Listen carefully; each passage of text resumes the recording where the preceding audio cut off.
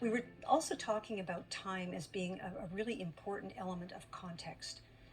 And again, when we were as a community thinking in a different way about our lives with children, and thinking about how do we support more long-term investigation instead of sort of what had been weekly themes, which arguably could be contributing to short attention span and to not a lot of depth and complexity.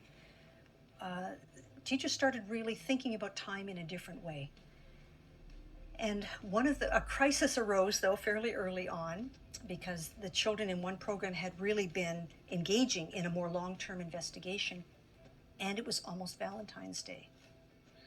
And so traditionally, everything would focus around Valentine's Day. Things would come off the wall and pink and red things would go up in doilies, and we would do very product-oriented kinds of crafts instead of more thoughtful communication with materials. The teachers were, for the first time, I think, struck by this is just not making sense, that we would stop this investigation in order to do this.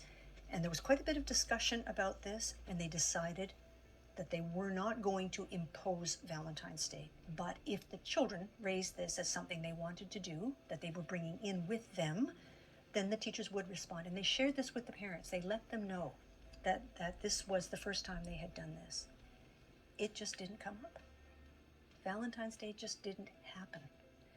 The children were very involved in whatever the project was. I can't remember what the topic was now, but this just came out, and it happens in the outside world. They can participate in those holidays in their own ways with families and friends, etc. But it didn't mean that the brakes had to be put on what they were doing. All of that put away, a whole bunch of new stuff put out, which would then a week later have to be put away again, and then to try to get them re-engaged, it just didn't make sense. So this has been maybe one of the greatest challenges. And it's not a rule, it's not thou shalt and thou shalt not, but it's another question. Instead of having that certainty that we always must do these things around holidays, to ask, does it make sense right now?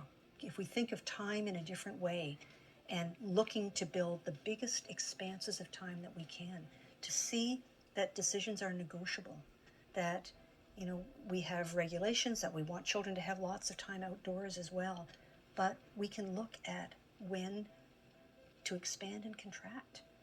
No one would say, we want you to stop children from doing this, having interest in things and exploring it in depth. The clock is more important, but I have found that the clock makes more decisions and the calendar make more decisions than just about anything. And it needn't be that way. It's one of the biggest things that we can overcome and redefine in our practice. And maybe that is even a better starting point than the physical environment. If we start opening that up, you just feel your shoulders drop. You're not being ruled by the clock and the calendar page in the same way.